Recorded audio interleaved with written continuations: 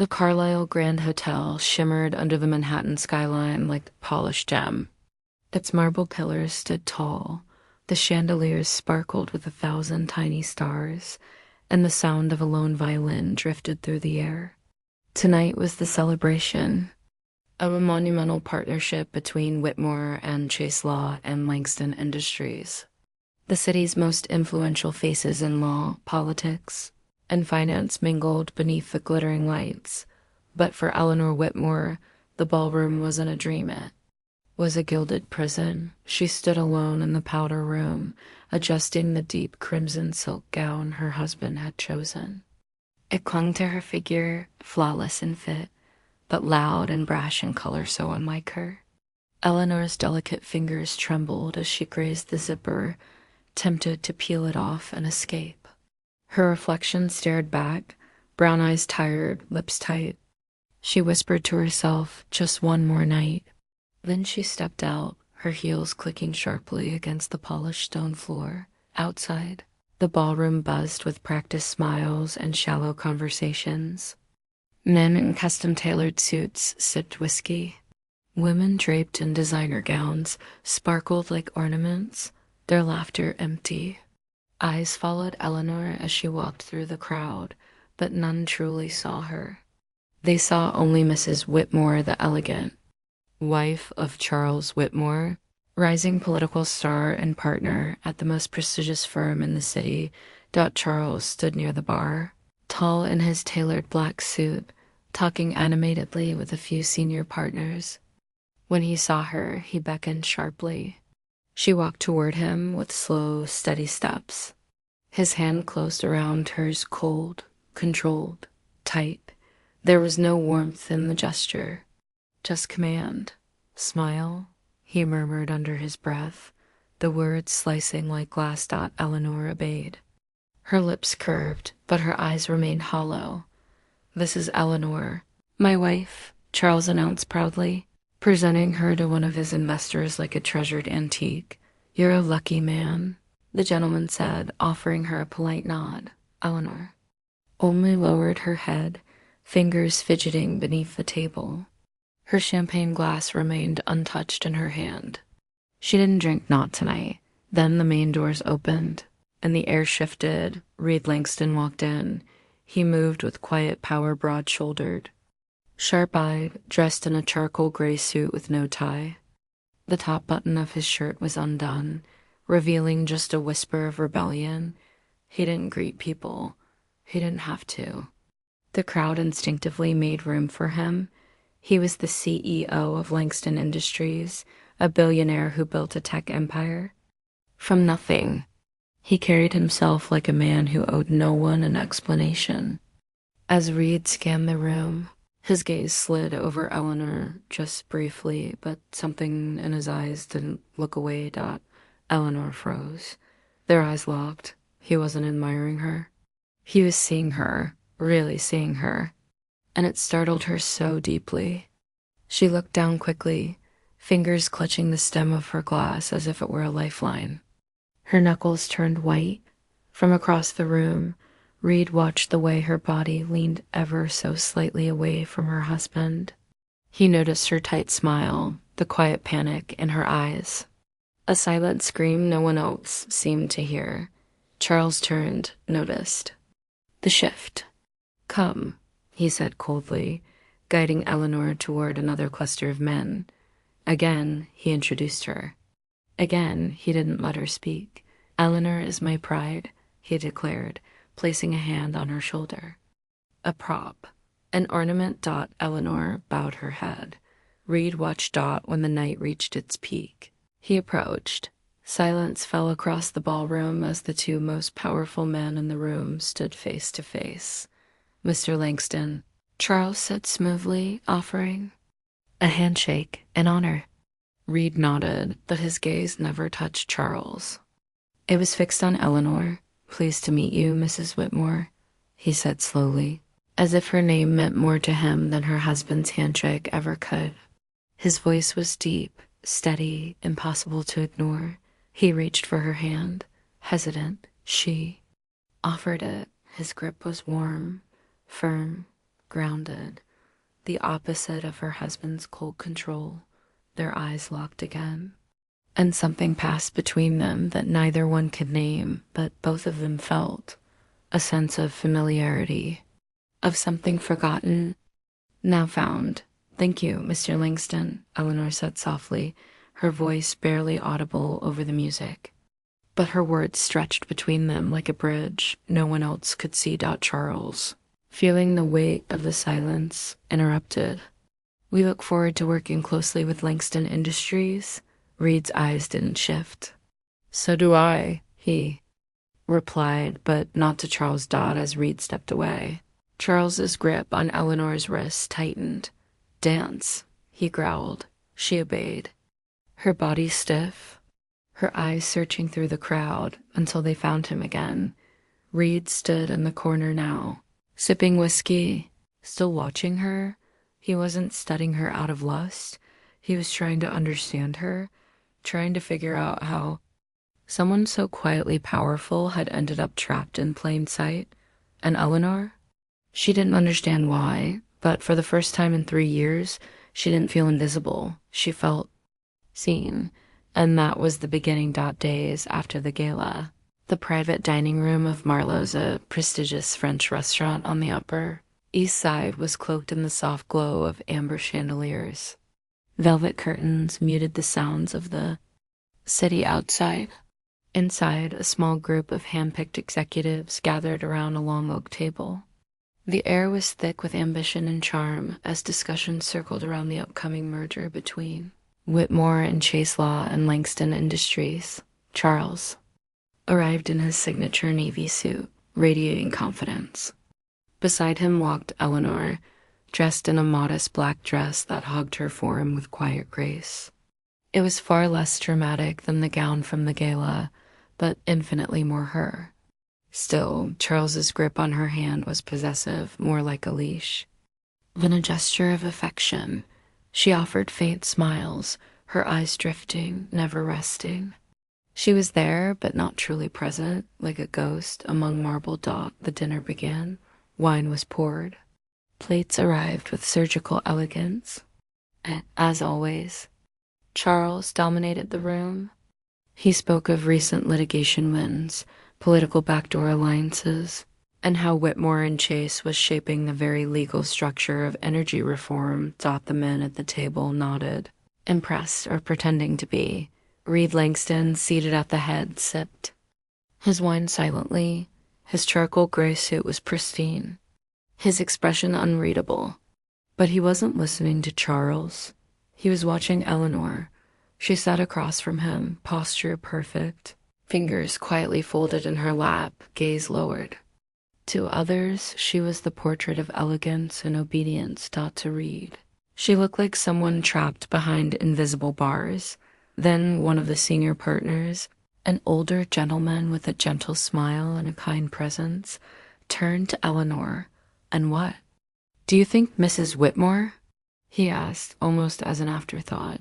The question seemed to ripple through the room. Eleanor froze. Her grip on her cloth napkin tightened beneath the table. Her lips parted, but no words came. For a moment, she looked like a deer caught in headlights. Charles laughed, light but sharp. "She doesn't worry about business," he said, chuckling. "She's here to look beautiful, and she does that quite well." The table chuckled with him, though uneasily. Eleanor smiled, but it didn't reach her eyes. Her fingers crushed the napkin tighter, her knuckles pale. Reed saw it. He saw everything. He set his wineglass down, leaned forward, and asked with deliberate precision, "Eleanor, what are your thoughts on our green tech initiative?" The room fell dead silent. Even Charles blinked in confusion. But Reed's voice was calm, his tone unshaken, as though the entire room had vanished and only he and Eleanor remained. Charles opened his mouth to cut in, but this time before he could, Eleanor lifted her head, her eyes locked on Reed's. For the first time that night, her voice emerged. Soft, but steady. "I believe it needs to focus more on community impact than just profitability," she said, carefully choosing her words. Green technology is more than numbers and projections. It's our responsibility to give back to the communities we operate in, not just take. The room was stunned. Charles sat in silence, lips twitching with irritation. But he couldn't interrupt without looking like a fool. The older partner who'd asked the question gave a respectful nod. That's an excellent point. Reed smiled, a rare, subtle lift of his lips that made his deep blue eyes gleam. He said, a thoughtful answer, and though the moment passed quickly, it echoed. Eleanor looked down, a faint blush on her cheeks, but her hand slowly released the napkin. For the first time in years, her voice had not been silenced. The dinner moved forward, but something had shifted at the end of the night. As guests rose and coats were gathered, Charles leaned down and hissed into Eleanor's ear, "Don't ever make me look small again." He tugged her arm sharply as they exited. Outside, the sleek black car waited, headlights glowing through the street fog.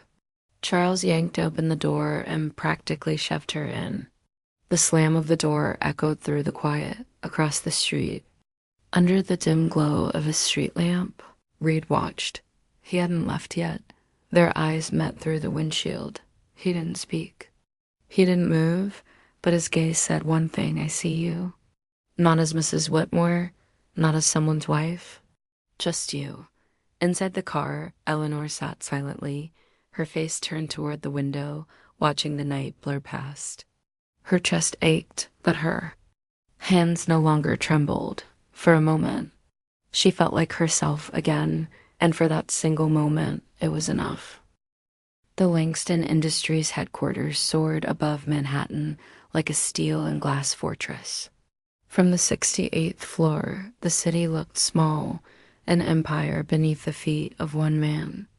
Inside the executive boardroom, sleek glass walls revealed the skyline. While tension hovered in the air like a storm waiting to break, Reed Langston sat at the head of the table, composed and unreadable, every inch the billionaire CEO he had become. His sharp gaze moved across the financial projections on the wall screen, but his mind wasn't fully present. He kept seeing her, Eleanor Whitmore, not the woman seated silently beside her husband at the gala, or the poised figure at dinner, but the woman whose voice had cut through a room full of powerful men. The woman who gripped a napkin with trembling hands, yet spoke with a clarity now. One expected and he couldn't stop thinking about her. A voice inside him, quiet but persistent, asked, "Why do I care?" Reed had buried his emotions years ago. Betrayed by someone he once loved, he had built walls no one could breach. Elena, his ex, had taken his ideas, sold them to competitors, and walked away with his trust in people shattered.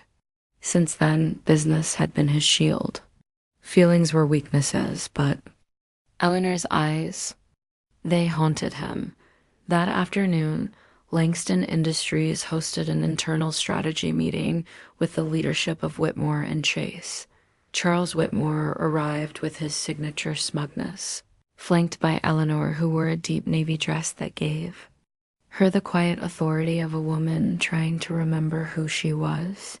She looked down at the table, her hands still, but her fingers tapped rhythmically on her thigh.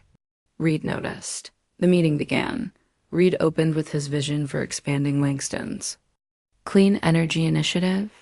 His tone was even, his delivery exacting, but every now and then his gaze flicked toward Charles, sharp and questioning. When it came time to discuss the legal oversight, Charles leaned forward, a smug grin on his face. "I'll personally manage the transition," he said. "Whitmore and Chase has the bandwidth and the firepower to see this through seamlessly." Most of the room nodded. Accustomed to Charles's bravado, Reed set his pen down with a soft but deliberate click. The room stilled. "I prefer Eleanor Whitmore represent your firm in this partnership," he said plainly. No edge to his tone, just finality. A ripple passed through the room. Charles's smile faltered. "Eleanor?" he repeated. "She has no experience managing corporate integrations." Reed raised an eyebrow, his expression still unreadable. Then there's no deal. It wasn't a threat. It was a line drawn in granite. A beat of silence passed. Charles's mouth twitched with disbelief, then thinly veiled fury. He turned to his wife as if daring her to speak. Well, he said, can you handle it? It wasn't a question. It was a loaded command disguised as permission. Eleanor didn't look at him. She looked directly at Reed. I can, she said. Her voice steady, soft, unshaken. Charles scoffed like it was all beneath him, but Reed saw it, the shift. A flicker of light behind Eleanor's eyes. The signal that something inside her, something long buried, was beginning to wake Dot as the meeting ended. The partners filed out one by one, voices low, glances sharp. Eleanor stayed behind, reviewing the documents.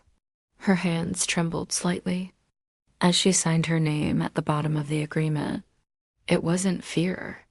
It was the weight of responsibility and the strange sensation of finally being trusted. Reed walked over. He picked up a coffee cup from the tray and handed it to her. Drink, he said simply. She took it, their fingers brushing briefly. The contact was accidental but electric. Her cheeks flushed as she quickly pulled back. He watched her for a moment, then asked, Where did you study business? Her head lifted. She hadn't told anyone here about her past. Not even her husband acknowledged it anymore. Her voice came out like a secret. How did you know? Reed gave a rare smile, quiet, genuine, unforced. Your eyes don't lie, he said, the words low and intimate, like he was speaking only to her in a world that no longer existed around them. Eleanor lowered her gaze again, unsure how to respond, but he didn't push. He just stood there, silent, steady, until she finally looked back. And in that moment, she felt something she hadn't felt in years. Not fear, not confusion, but worth. Back home, the Whitmore estate loomed, cold and grand, like a museum that no longer welcomed life. Eleanor stood in the living room, facing her husband, the signed contract still fresh in her mind. Charles glared at her. The agreement crumpled in his hand. You think you're capable. Now? He said sharply. Don't forget who put you in that seat. Eleanor met his stare head high, voice calm. I'll do it well, she said. He scoffed. But something in his eyes flickered a shadow of uncertainty. He was losing control, slowly, irrevocably. That night, Eleanor sat alone in their bedroom. She opened her laptop and typed Langston Industries into the search bar. The first image that appeared was a portrait of Reed in a black suit, standing against the backdrop of Manhattan. His expression was focused, confident. Still, her finger brushed the screen. Not as an infatuation, but as a question. What do? You see in me? She whispered. There was no answer, but somewhere inside her, something had started to burn. Hope. A week later, the glass tower of Langston Industries stood tall beneath the fading Manhattan sky. The offices were nearly empty now. The 68th floor bathed in the warm amber hues of sunset. Most employees had already left. Only two figures remained behind. Eleanor Whitmore sat at a small conference table, her posture composed, eyes fixed on the glowing laptop screen before her. She was finalizing the final report for the Clean Energy Partnership. Her tailored gray blazer fit her like armor. A strand of brown hair repeatedly slipped loose across her forehead, and each time she brushed it back without even noticing. Across from her, Reed Langston sat with sleeves rolled up, his focus split between a stack of documents and her.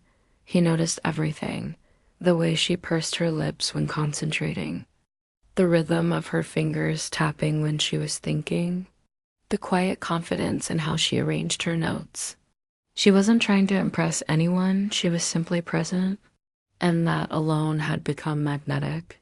It's done, Eleanor said quietly. Sliding the laptop toward him, Reed glanced over the pages she'd drafted. His eyes paused on a detailed chart. clearly her work. Well done, he murmured, his voice low with something approaching warmth.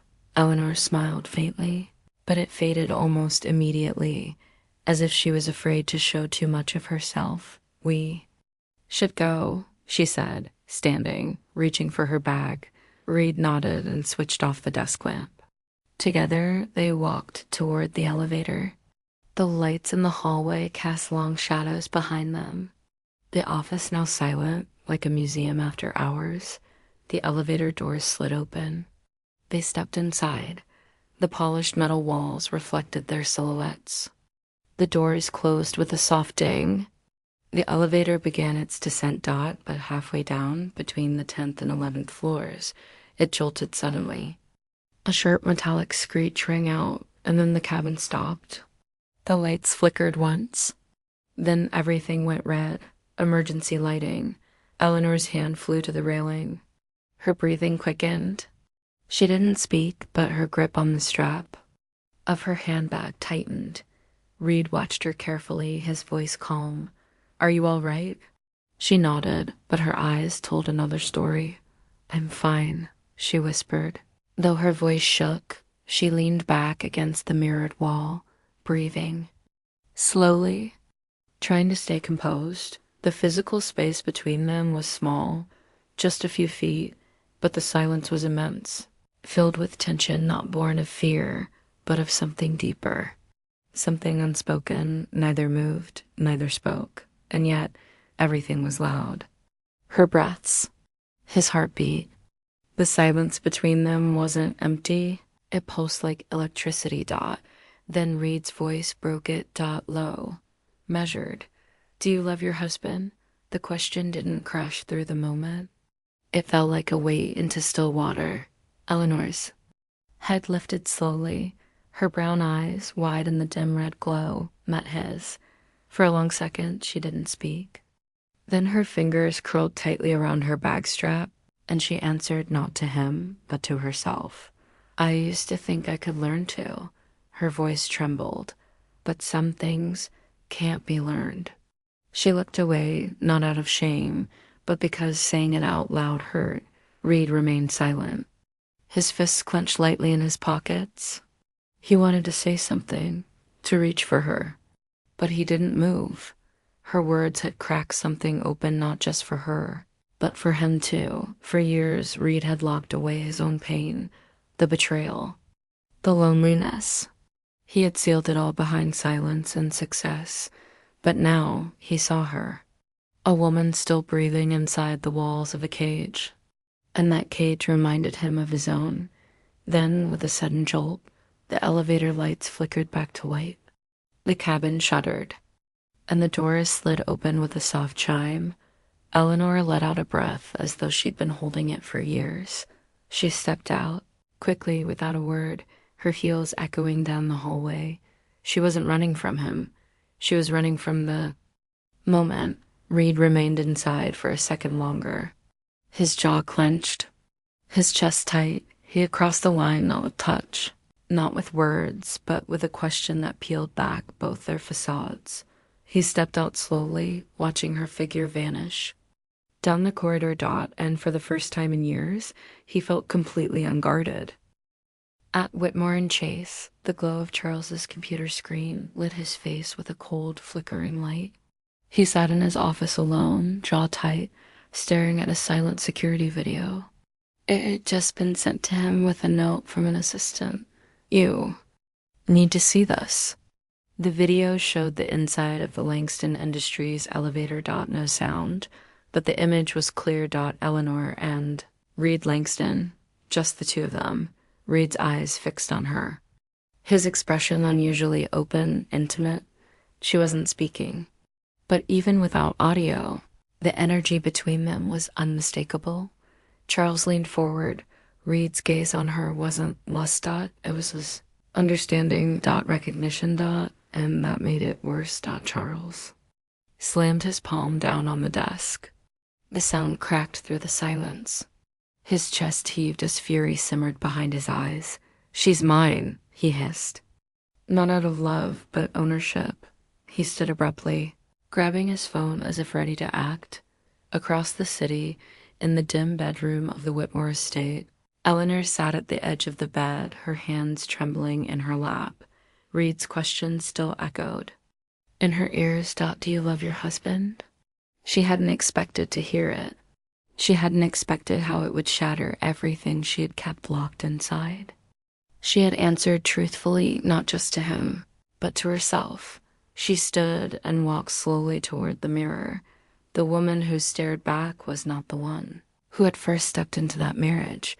Something had shifted, not because Reed had seen her, but because she had finally begun to see herself. That night, in his private penthouse office, Reed sat behind a polished black desk, the cityscape glowing behind him. The cool blue light of his laptop reflected in his eyes as he turned the pages of a thin file, one he had quietly requested from his personal assistant. Inside was the truth. Legal documents, business records, marriage contracts. Every page sliced deeper. Before her father's death, Eleanor's family business, Whitmore Renewable Systems, had been on the edge of collapse. Charles had stepped in with promises of saving it, but his condition had been buried in fine print. Marriage. He hadn't offered her love. He had bought her. She had been traded, like a line item on a contract. Reed's jaw clenched as he turned another page. He saw it now, not just Eleanor's silence, her hesitation, her pain, but the shape of her cage. The transaction that stole her dreams, her name, her freedom. He slammed his fist onto the desk. It wasn't just anger for her.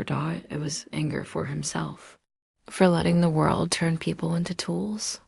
For the reflection of his own past he saw in her. She wasn't a woman in need of saving. She was a woman who had never been given a choice. A few days later, in a scheduled strategy session, Reed introduced subtle changes into the meeting's agenda. The boardroom was quiet. Tension clung to the air like humidity. Charles Whitmore sat at the table, his suit impeccable, his face smug as ever. Eleanor sat beside him, reserved and composed, her fingers folded neatly on the table. She looked like the perfect legal wife, but her tapping fingers, barely noticeable, spoke otherwise. Reed leaned back in his chair and, without preamble, dropped a sentence that landed like thunder. Did you know Whitmore and Chase was once under investigation for financial fraud? The room went still. Eleanor froze. Her eyes widened. She turned to him, startled. Her hands stiffened around her pen. Charles didn't react, but his jaw flexed. Everyone waited for someone to speak. Eleanor looked at Reed, confused, unsure. His expression was unreadable, testing something. Then she turned forward again and spoke quietly. "I don't want to know things that aren't mine to know," she said, her voice calm. She didn't ask questions. She didn't engage in gossip or take the bait. Reed's eyes softened. She had passed his test. He nodded.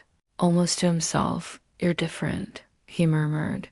That night, Reed returned to his office and shut the door behind him. He didn't turn on the lights. He stood by the window, looking out at the blurred city below, the rain beginning to fall in quiet streaks across the glass. Then he lifted his phone and spoke only one sentence. "Find everything on Charles Whitmore, every account, every deal, every person he's used." He hung up without waiting for a reply. He wasn't doing it to protect Eleanor. He was going to dismantle the entire cage, not pull her out of it, destroy it completely. Autumn touched Manhattan with gold. The small park near Langston Industries became a sanctuary in the middle of chaos, its cobblestone paths lined with fiery maple trees. Leaves rustled gently across the walkways, and the chill in the air carried a rare kind of stillness. Eleanor Whitmore sat alone on a weathered bench beneath a tree whose branches flickered with crimson. On her lap rested a small sketchbook. Her pencil moved slowly, tracing the curves of a flower. The drawing was simple, incomplete, but her hand moved with intention, almost like muscle memory from another life. She wore a soft gray sweater, no makeup, and her hair was loosely pinned at the nape of her neck. No one walking by would have recognized her as Mrs. Whitmore, the wife of a powerful attorney, because here she wasn't a wife. She wasn't someone's possession, she was just Eleanor, across the gravel path. Reed Langston slowed to a stop. He hadn't been looking for her, but there she was. He stood in silence, surprised by what he saw, not the elegant figure in boardrooms, but a woman sitting cross-legged on a bench, quietly drawing in a sketchbook. Looked real more alive than she'd ever seemed inside the walls of a conference room. Reed walked toward her.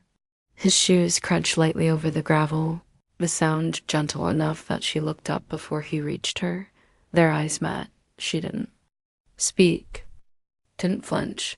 She simply closed the sketchbook and rested it in her lap, her fingers twisting slightly, a small gesture she couldn't seem to unlearn whenever she felt exposed. Reed sat beside her, not close, but near enough to share the quiet. "Space, what are you drawing?" he asked, voice low, unintrusive. Eleanor hesitated, then answered, "Just random lines." But then, as if something inside her shifted, she opened the sketchbook and tilted it toward him. On the page was a delicate flower, its petals mid-bloom, unfinished. Gentle, Reed studied it. His gaze didn't just see the lines, he saw the person behind them. "It's beautiful," he said sincerely. "Like the person who drew it." She looked down, a faint blush coloring her cheeks. "I used to draw a lot," she said softly. "In college, before all this, before marriage.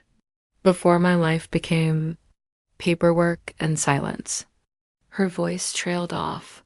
Reed didn't interrupt. She turned the page, revealing another sketch, this one of a road with no end, shaded in grays and blue pencil. "I used to sit under a tree for hours and sketch anything that made me feel something. It made me feel free." Then, after a pause, she added, "Marriage took it all." Her voice was low, not bitter, not angry, just honest. Reed's hands rested on his knees. He glanced at her sideways. "Eleanor," he said, quietly calling her by name, not title. "If you want, I can help you leave him." She didn't answer right away. Her face remained still, but her eyes shifted, steady and clear. Then she spoke, not with anger, not with desperation, just quiet strength. "I'm not someone who needs to be rescued," she said. "I just need someone to believe I'm worth living as myself." Reed's expression changed. What he saw now was not a woman broken, but a woman buried, waiting for someone to look past the mask and say, "I see you." He nodded slowly, not in agreement, but in understanding. She stood, the sketchbook held tightly to her chest. Her fingers trembled slightly, but not from fear, from awakening. Reed called her name again, "Eleanor." She paused, turned halfway back, but said nothing. She just nodded once, then walked away, her silhouette lit by the golden afternoon light, leaves brushing at her heels. Reed watched her go, heart heavy, not with longing, but with something stronger, respect, because. In a world where too many women were waiting to be saved, Eleanor Whitmore was learning to save herself, and for the first time in his life, he had found someone worth changing for. Rain swept over Manhattan in sheets, blurring the skyscrapers and washing the streets in silver gray. Inside the grand lobby of Langston Industries, Eleanor Whitmore stepped through the revolving doors, her beige trench coat soaked at the shoulders. Her hair clung damply to her cheeks, and droplets ran down the sides of her neck. She wasn't here for drama, she was here for work, but something in the air told her today would not be ordinary. A man near the elevators caught her eye. He didn't wear a staff badge, and he stood still, watching her too closely. He didn't belong here. Charles had sent someone. She knew it. She felt it. But she didn't falter. She walked to the elevator, pressed the button, and stood tall. Whatever was coming, she would face it. On the top floor, rain lashed against the panoramic windows of the executive conference room. The city beyond was a gray canvas. Inside, the table was lined with documents ready to finalize the Whitmore and Langston partnership. Reed stood at the far end, sleeves rolled to his elbows, staring out at the storm like it mirrored everything he couldn't say. He turned when he heard her enter. Her dress was navy, simple but elegant. She removed her damp coat and hung it near the door, then sat at the table. Opening her laptop, they worked in near silence. Contracts reviewed, sections adjusted, numbers checked. But tension hung between them, gentle but charged. Like a wire stretched tight, Reed leaned over to point out a figure on her screen. His breath brushed her temple. Eleanor tensed, not from fear, but because the air around them thickened with something wordless and magnetic. When they finished, the storm hadn't passed. Reed walked to the coat rack and pulled down a sleek black umbrella. "You'll need this," he said, offering it to her as she reached for it. Their hands brushed. Both of them froze.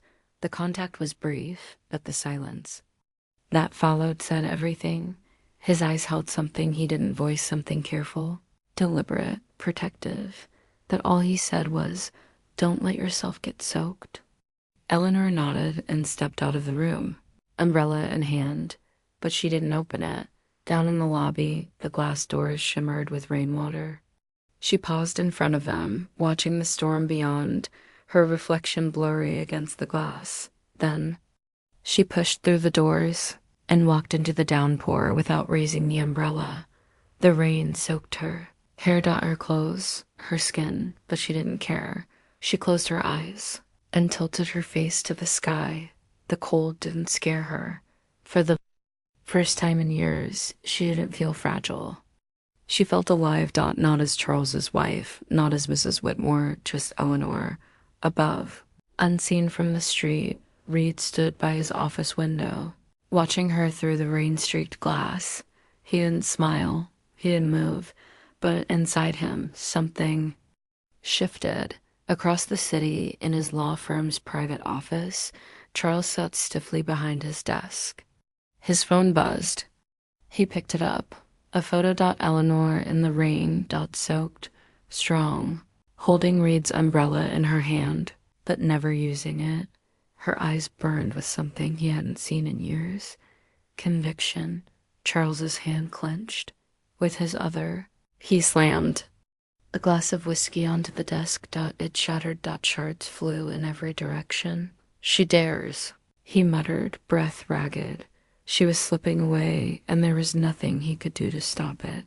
Back at the mansion, Eleanor stepped through the front door, dripping wet, her coat heavy with rain. She walked through the hall like a ghost emerging from the past. Charles waited for her, standing near the fireplace. His tie was loosened, his eyes bloodshot. His voice, when it came, was low and dangerous. "Who do you think you are?" "Eleanor." Didn't look away. "I'm Eleanor Whitmore," she said simply. No fear, no hesitation, just truth. Charles stepped forward. His face twisted, but he didn't speak. He turned abruptly, walking away before he said something he couldn't take back, but her words hung in the air behind him. She wasn't retreating. She was rising. The Grand Terrace Hall, one of Manhattan's most iconic venues, glittered beneath. Chandeliers and polished marble floors. Reporters filled the room. Photographers crowded the edges. Dozens of microphones lined the stage, pointed like weapons at the podium. It was supposed to be a celebration, a press conference announcing the finalization of the Langston-Whitmore partnership, but it had turned into something else. Rumors had leaked. Whispers of an affair between Reed Langston and Eleanor Whitmore flooded the media, planted by none other than Charles. It wasn't just revenge, it was strategy. If he couldn't control her privately, he'd cage her publicly. Backstage, Eleanor stood with a paper in her hand, a speech, not hers. Charles had written it.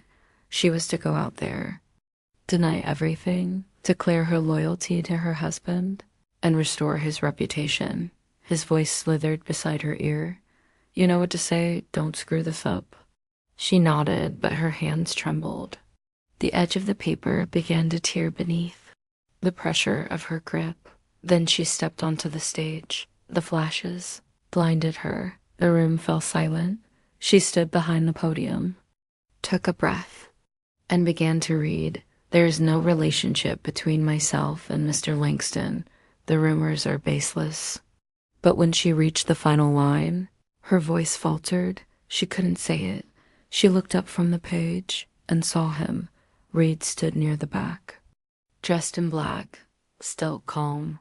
His eyes didn't plead. They simply offered her a choice. And in that moment, Eleanor understood. She didn't have to lie for anyone. The paper slipped from her fingers and fluttered to the floor. Gasps rippled through the room. Reporters surged forward, their questions rising all at once.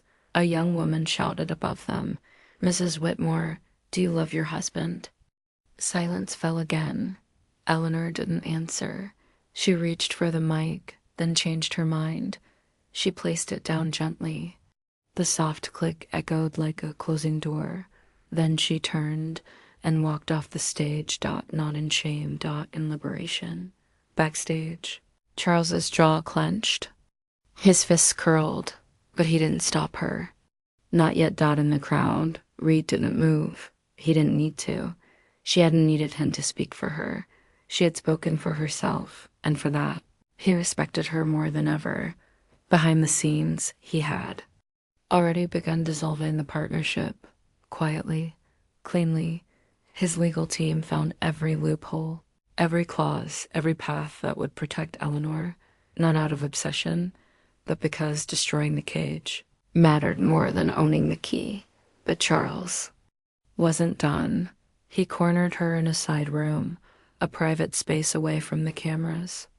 The door slammed shut behind them, echoing like a warning. His face stood, breath heavy.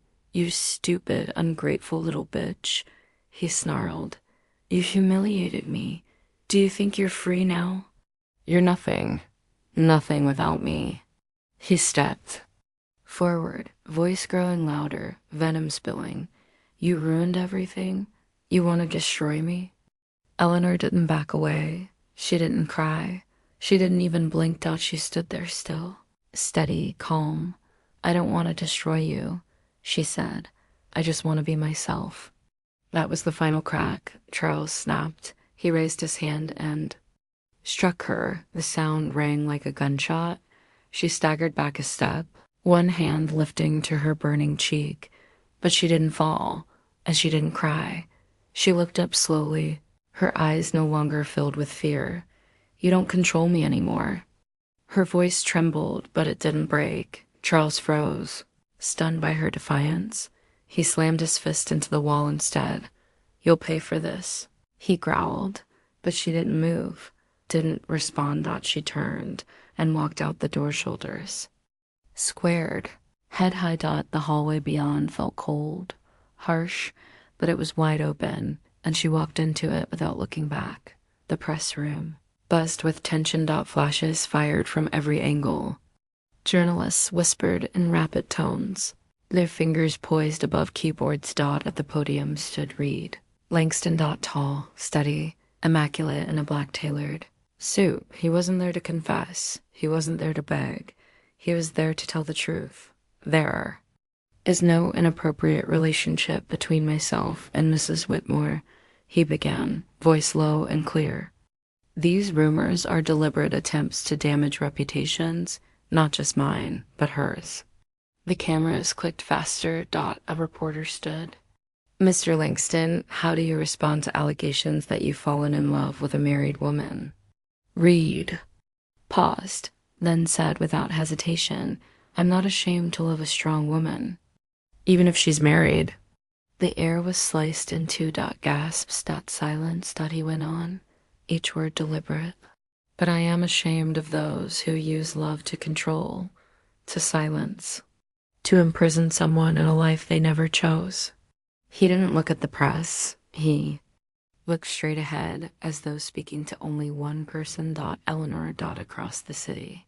In a small apartment she had moved into on her own, Eleanor watched the press conference on a flickering screen, a blanket wrapped around her shoulders, a cup of tea cold in her hands. Tears rolled down her cheeks, not from sadness, from strength, from being seen.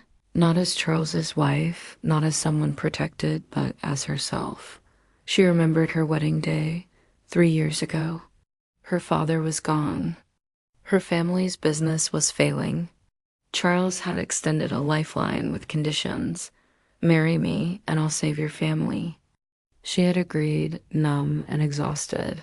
On their wedding night, he dropped a contract on the bed. This is why we're here, he said flatly, pointing to where she had to sign, and she did, because she thought sacrifice was love, because no one had ever told her she deserved more.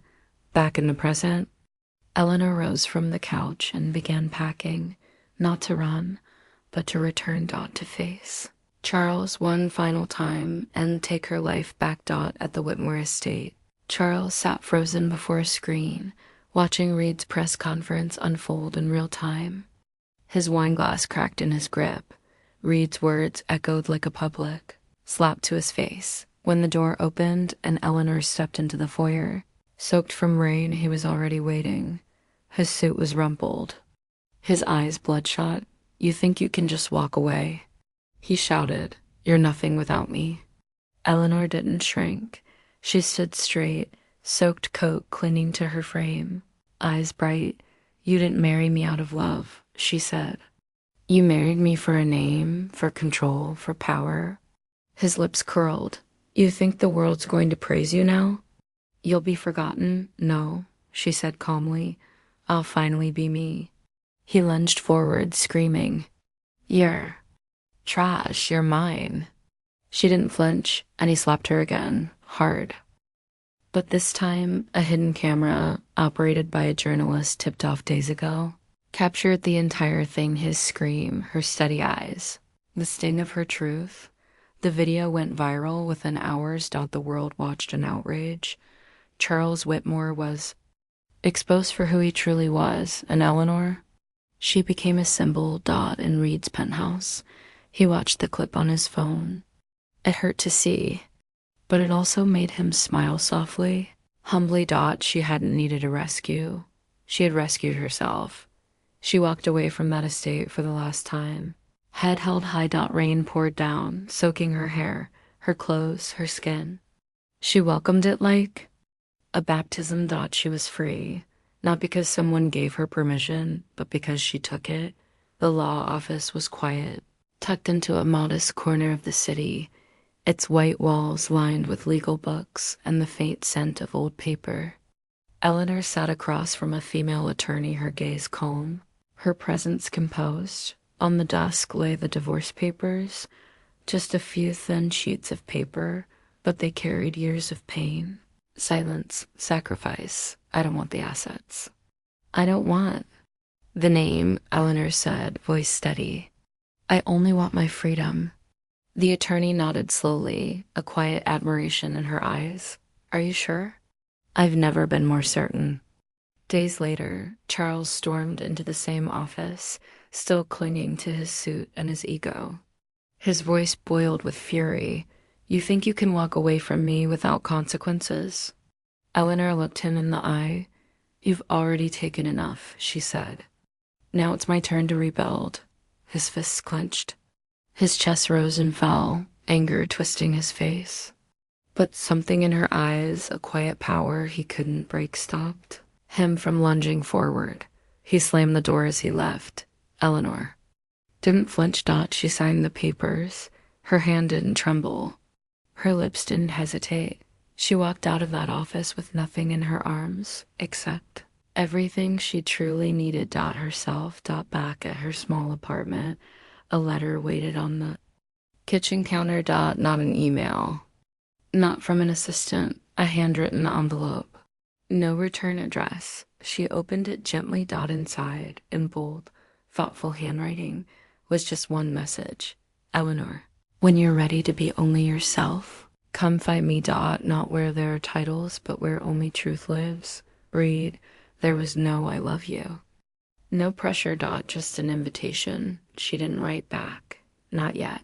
Instead, she folded the letter carefully and placed it in her bag, not as a destination, but as a reminder. She needed time to be herself.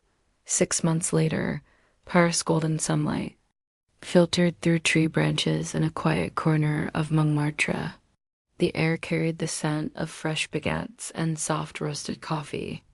A faded yellow cafe named Le Jardin Secret sat on a quiet cobblestone street. At the corner table by the window sat Reed Langston. He wore a pale linen shirt, sleeves rolled, his posture relaxed. A cold coffee sat in front of him, untouched.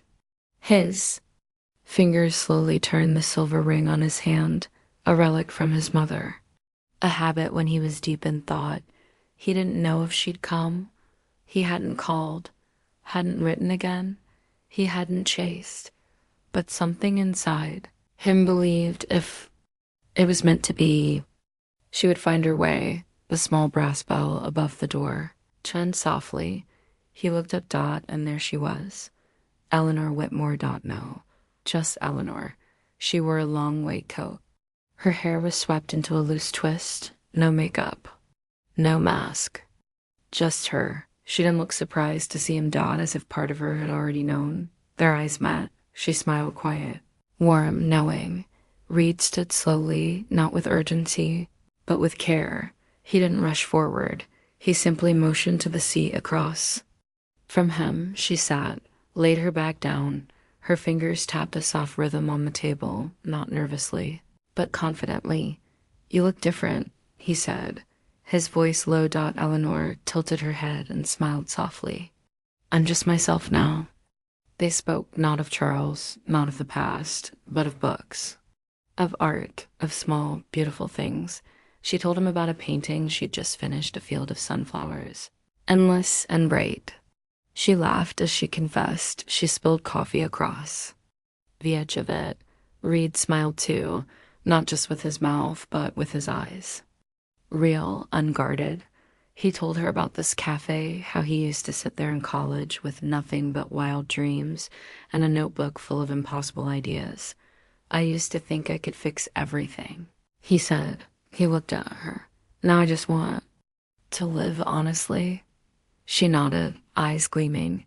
I don't want to prove anything anymore, she said. I just want to feel alive. They didn't speak of love, but it was in the air. In the glances. In the shared silences. Reed stood slowly, extended.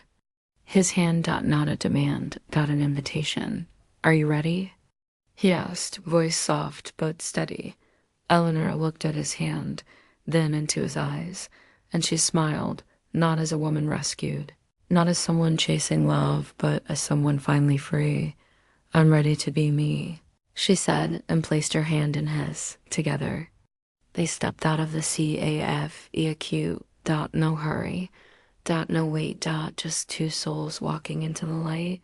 No longer broken. No longer waiting. Just beginning.